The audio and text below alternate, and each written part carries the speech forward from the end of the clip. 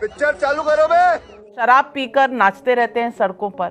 मैं पूछना चाहती हूं, इस तरह के वक्तव्य और इस तरह की चुप्पी मैंने पहले कभी नहीं देखी। आपकी इंडिया अलायंस है, जरूर बहुत बहुत साधुवाद उनको, और बहुत आगे बढ़े, बहुत चुनाव जीते, ये हम सब चाहते हैं कि विपक्ष सशक्त हो। लेकिन आपकी बोलती क्यों बंद हो जाती है जब सनातन, जब हिंदू धर्म के खिलाफ कुछ कहा जाता है? हिंदू धर्म के खिलाफ उदयनिधि स्टालिन बोलते हैं, यहां उत्तर प्रदेश में सब चुप। राहुल गांधी बोलते हैं, सब चुप। ऐश्वर्या राय के बारे में बोलते हैं तो अखिलेश जी ने, मैंने सवाल पूछा तो उन्होंने कहा गांधी जी के 3 बंदर की तरह हम क्यों, क्या हुई, ऐसे ही चलते हैं।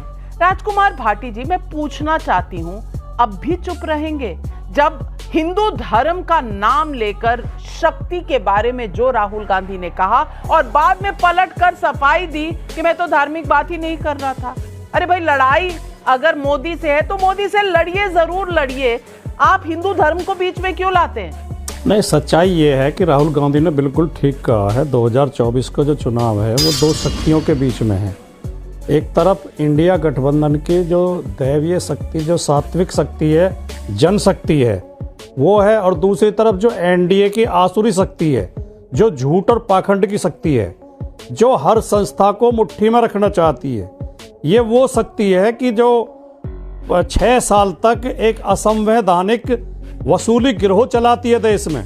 बड़े बड़े कारपोरेट घरानों को धमका धमका के चंदा वसूल करती है। जो इलेक्टोरल बॉन्ड खरीद कर दे देता है उसे बड़े बड़े कॉन्ट्रैक्ट समझ रहे हो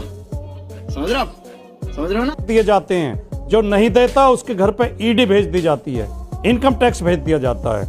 ये वो आसुरी शक्ति है जो इलेक्टोरल बॉन्ड देने के बाद मुकदमे खत्म हो जाते हैं, उनकी जांच बंद कर दी जाती है। जो नहीं देते हैं उनके खिलाफ कार्रवाई चलती रहती है। ये वो आसुरी शक्ति है कि हम नाविका जी के शो में जब बोलते हैं तो हमारे लिए तो टाइमर लगा दिया जाता है और 2 मिनट पूरे होने पर तुरंत टोक दिया जाता है कि टाइम पूरा हो गया। लेकिन बीजेपी के प्रवक्ता 5 मिनट तक प्रवचन करते रहे तो बिल्कुल शांति से सुना जाता है। ये वो आसुरी शक्ति है जो मीडिया को भी संचालित करती है, जिसने चुनाव आयोग को भी अपने मुट्ठी में ले लिया है। चुनाव आयुक्त कौन बनेंगे ये मोदी जी तय करेंगे। जो सुप्रीम कोर्ट ने कहा था कि सुप्रीम कोर्ट के जज भी उसमें कमेटी में होने चाहिए, एक प्रधानमंत्री हो, विपक्ष का नेता हो, सुप्रीम कोर्ट का जज हो, ताकि निष्पक्ष चुनाव आयोग बन सके। नहीं, वो अपनी मर्जी से 3 चुनाव आयुक्त नियुक्त करेंगे और वो चुनाव आयोग हमारी शिकायतें नहीं सुनेगा। जब बीजेपी के नेता आचार संहिता का उल्लंघन करेंगे, चुनाव आयोग आंखें मूंद लेगा। अगर ये नारी शक्ति से इसको जोड़ रहे हैं, नारी शक्ति अगर इतना उन्हें खराब लगता है, तो जब बेटियों के साथ रेप करने वाले लोगों को जेल से रिहा किया गया बीजेपी की सरकार,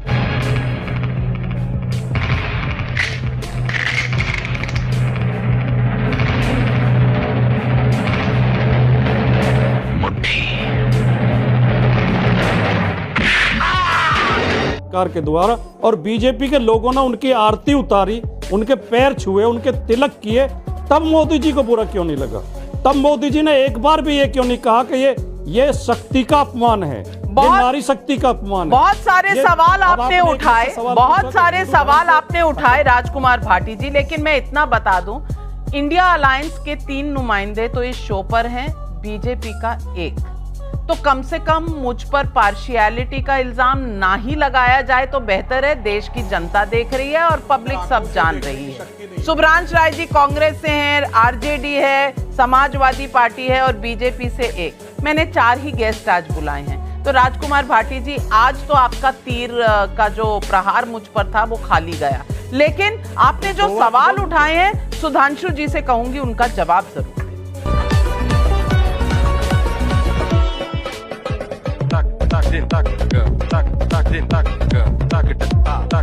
जी, आपने उसका जवाब नहीं दिया।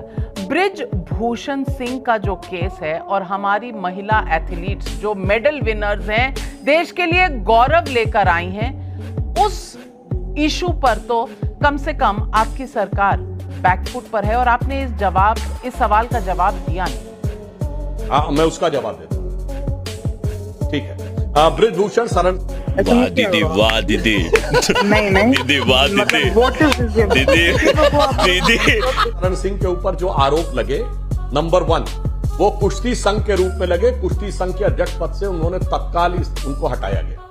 नंबर 2, हमारी खेल मंत्रालय ने कहा कि कुश्ती संघ का तब तक चुनाव नहीं होगा जब तक वो इस्तीफा नहीं देंगे, हटेंगे नहीं। उसके बाद 3 लेवल की इंक्वायरी हुई, कुश्ती संघ की, इंडियन ओलंपिक संघ की और पुलिस की, under the supervision of supreme court. अगर मैं पूछना चाहता हूं, संदेश खाली में जो कुछ शाहजहां शेख ने किया, एक इंक्वायरी की हो तो बताइए। वहां न महिला दिखी, न आदिवासी दिखी, और उनके साथ चुन चुन कर कहा जा रहा है कि मैंने कहा था ना, कैसी भी सिचुएशन हो मोदी जी हमें घर ले आएंगे।